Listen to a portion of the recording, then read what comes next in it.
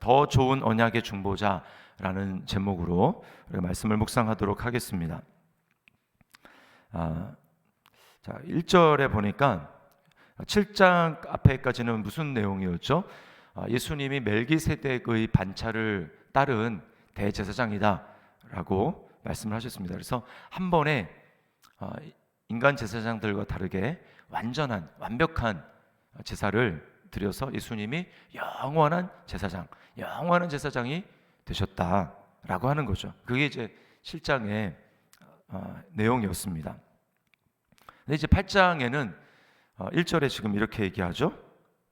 지금 우리가 하는 말의 요점은 이러한 대제사장이 우리에게 있다는 것이라.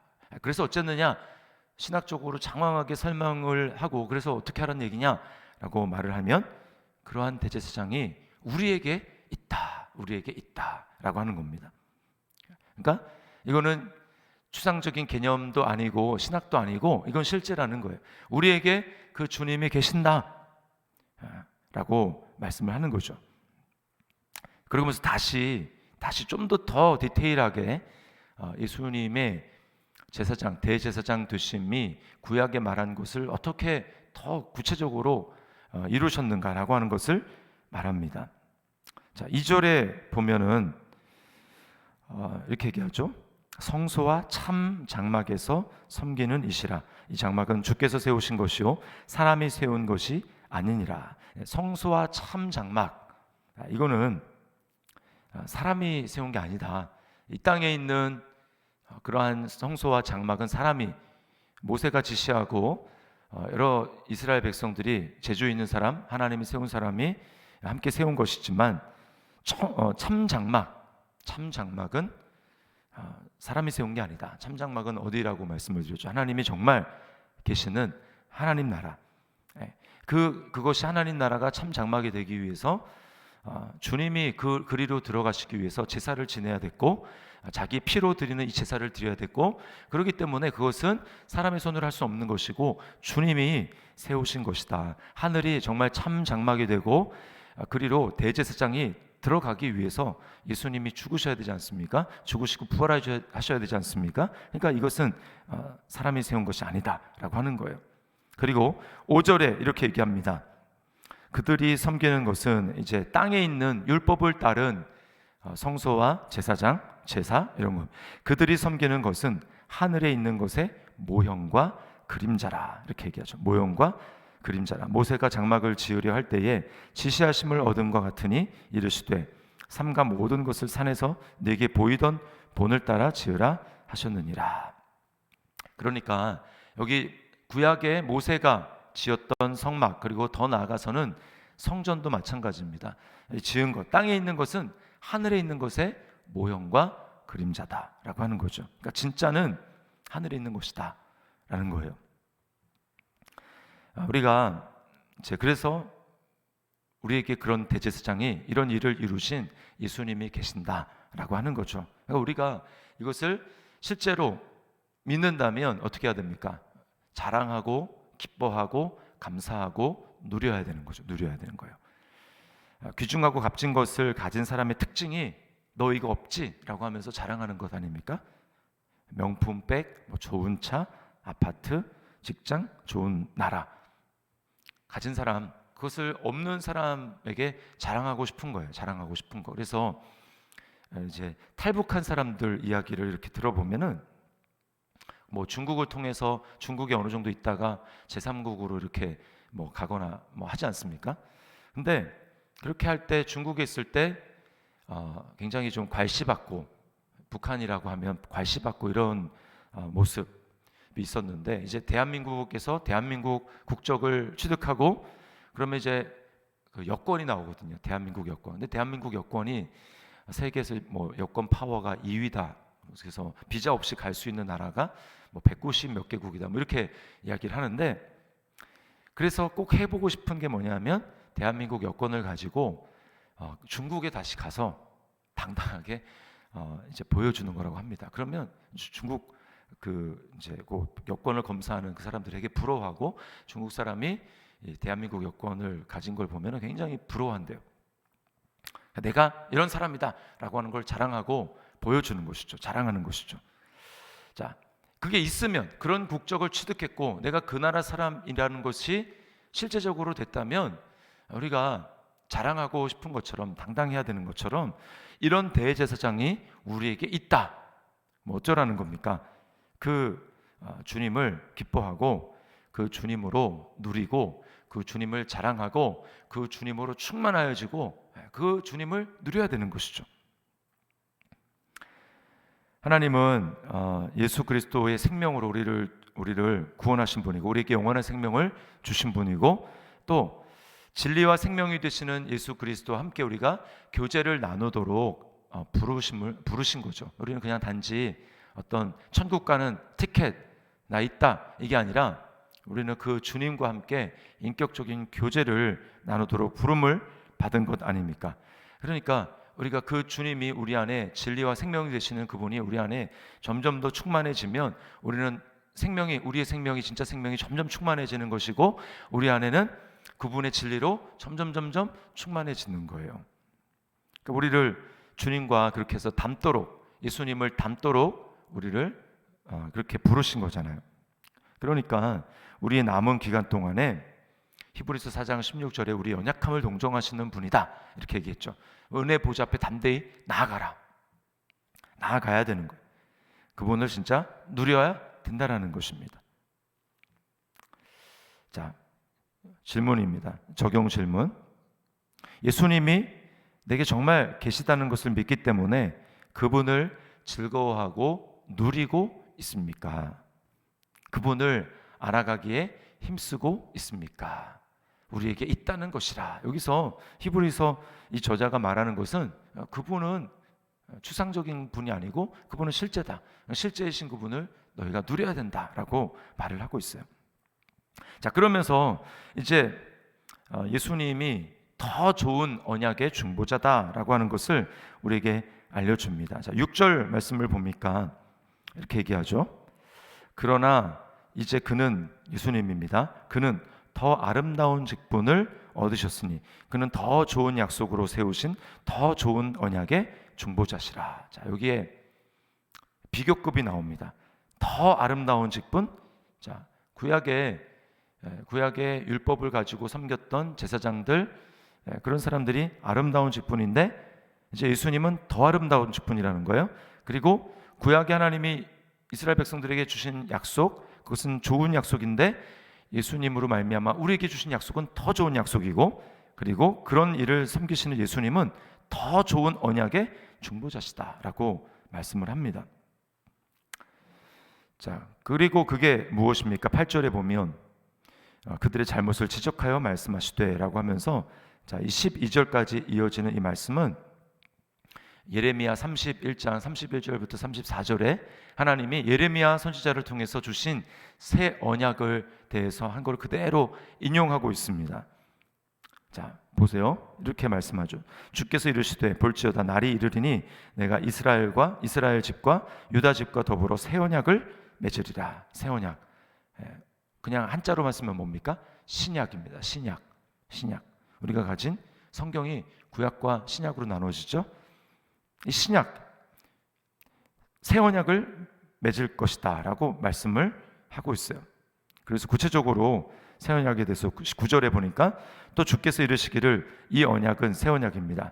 내가 그들의 열조의 손을 잡고 애굽 땅에서 인도하여 내던 날에 그들과 맺은 언약, 옛 언약이죠. 구약 이스라엘 백성들과 맺은 언약 같지 아니하도다. 그들은 내 언약 안에 머물러 있지 아니하므로 내가 그들을 돌보지 아니하였노라. 이렇게 말씀을 합니다. 율법으로 말미암아 하나님이 이스라엘 백성들에게 주신 이 언약, 이게 이제 구약 아닙니까? 하나님과 언약을 맺었지만 이스라엘 백성들은 어땠습니까? 로마서 말씀에 의하면 육신이 연약함으로 말미암아 할 수 없었다. 육신이 연약하여 할 수 없었다. 이렇게 얘기를 하죠. 하나님이 원하시는 그 뜻을 이룰 수가 없었다라는 거예요. 그래서 로마서 3장 20절에 보면 율법에 대해서 이렇게 말을 합니다. 그러므로 율법의 행위로 그의 앞에 의롭다 하심을 얻을 육체가 없나니 율법으로는 죄를 깨달음이니라. 우리의 육신의 연약함으로 말미암아 율법을 행하고 율법을 완전히 이룰 수 있는 게 아니라 우리가 죄인이라는 것을 깨닫는다라는 거죠. 그런데 이 새 언약은 어떤 것인가? 율법으로 말미암은 의가 아니라 하나님 자신이 주신 의라는 거예요. 하나님의 의라는 것입니다. 그래서 로마서 3장 21절 그 다음 절에 이렇게 얘기를 합니다. 이제는 율법 외에 하나님의 한 의가 나타났으니 율법 외에 하나님의 한 의가 나타났으니 율법과 선지자들에게 증거를 받은 것이라.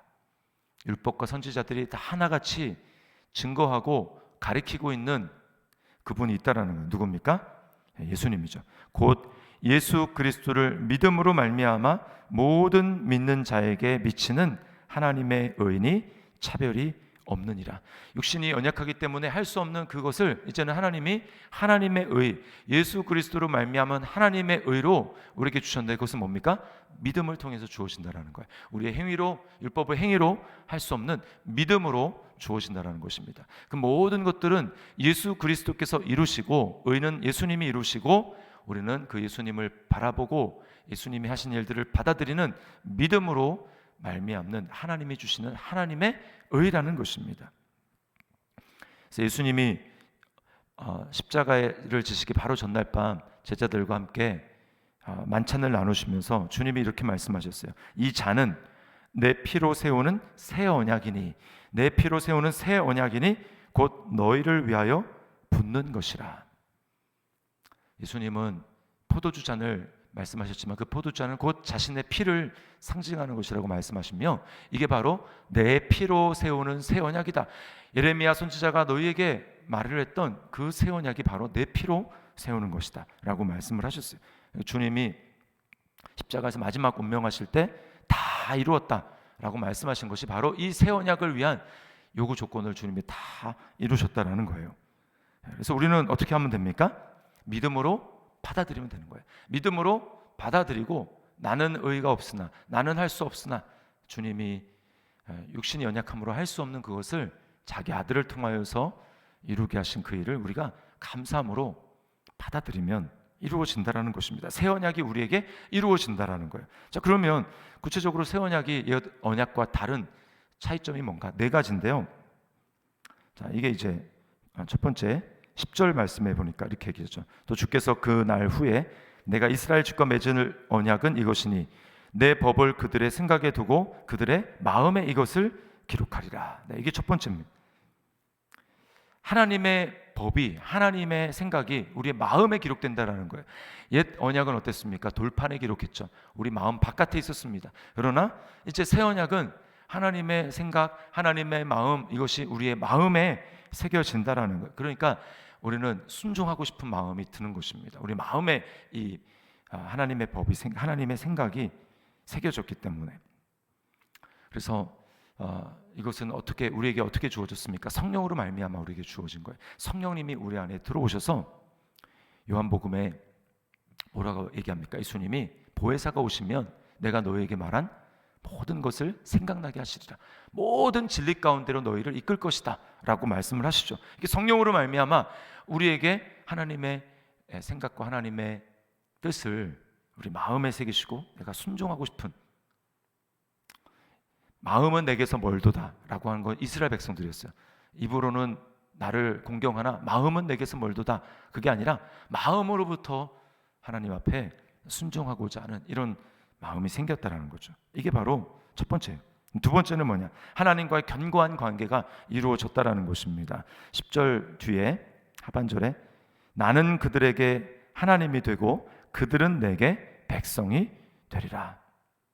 어떤 것도 이제 끊어질 수 없는 하나님과의 견고한 관계가 이루어졌다라는 거죠. 어떤 것도 그리스도 예수 안에 있는 하나님의 사랑에서 우리를 끊을 수 없으리라. 하나님과의 견고한 관계가 이루어졌다라는 거예요. 그 다음 세 번째는 하나님을 경험하게 된다, 알게 된다라는 거예요. 11절에 또 각각 자기 나라 사람과 각각 자기 형제를 가르쳐 이르기를 주를 알라 하지 아니할 것은 그들이 작은 자로부터 큰 자까지 다 나를 알미라. 하나님을 경험하게 된다라는 것입니다. 성령으로 말미암아 하나님을 경험하게 되는 거예요. 그 다음에 마지막 네 번째는 하나님이 우리의 죄를 기억하지 않으신다라는 겁니다. 12절 내가 그들의 불의를 긍휼히 여기고 그들의 죄를 다시 기억하지 아니하리라 하셨느니라. 옛 언약은 죄를 다시 기억하게 하는 일들이 있었습니다. 그럴 수밖에 없어요. 그 피는 완전한 피가 아니고 완전한 우리의 죄를 속할 수 있는 그런 피가 아니었기 때문에 그런 겁니다. 그러나 이제 하나님이 그리스도의 피로 말미암아 우리의 죄를 완전히 씻으셨죠. 그래서 하나님이 우리를 죄를 기억하지 않으시는 거예요. 이게 진짜 실제입니다. 실제. 모든 것을 아시는 전지하신 하나님이 우리의 죄를 기억하지 않으신다라는 거예요. 예수 그리스도의 피가 우리를 깨끗하게 씻으셨기 때문에 그렇습니다. 이게 놀라운 일이에요. 놀라운 일. 이게 우리 안에 계신 그리스도의 영, 예수 그리스도를 믿음으로 말미암아 우리 안에 계신 그리스도의 영으로 말미암아 성령으로 말미암아 우리에게 이루어진 일이라는 것입니다. 그러므로 우리가 새 언약의 백성이 됐다라고 하는 것은 이제 우리 마음으로 하나님을 섬기고 마음으로 하나님을 가깝게 여기고 하나님을 사랑하고 날마다 하나님과 동행하는 삶입니다. 우리 안에 주신 성령님 그분을 의지해서 그분이 주시는 힘과 능력을 덧입어서 매일매일 살아가는 거예요. 우리가 이것이 다른 것이죠. 우리 안에 계신 성령님. 적용 질문입니다. 이게 이제 더 좋은 언약이라는 거예요. 적용 질문입니다. 나는 새 언약의 중보자가 주신 성령님을 사모하고 성령의 인도하심을 구하며 성령님과 동행하는 삶을 살아가고 있습니까? 그 삶을 간절히 갈망하고 있습니까? 우리가 매일매일 우리는 성령님이 계신 존재이기 때문에 성령님을 의식하며 우리 안에 계신 그분을 의식하며 날마다 그분을 누리며 살아가야 할 것입니다. 우리에게 이러한 대제사장이 있다라는 것이라. 우리 안에 사시는 그리스도, 우리 안에 사시는 그분의 영, 성령님, 그분과 함께 우리가 동행하며 누려야 될 것입니다. 이게 하나님의 나라를 누리는, 이 땅에서 누리는 방법이에요. 우리가 예수님을 따라가지 않고 예수님이 우리에게 부르신 그분을 닮아가는 그러한 삶을 우리가 힘쓰지 않는다면 성령님도 의미가 없습니다. 우리가 성령님을 우리에게 주신 이유는 예수님을 바라보고 예수님을 따라가고 예수님이 하신 말씀을 기억하게 하시고 예수님을 닮아가게 하시고 그래서 이 땅에 하나님의 나라를 우리가 점점 누리며 살아갈 수 있도록 하신 분이에요. 오늘 이렇게 이 말씀을 기억하며 하나님과 우리 안에 계시는 성령님과 동행하며 살아가는 저와 여러분의 삶이 될 수 있기를 주님의 이름으로 축원합니다. 기도하겠습니다.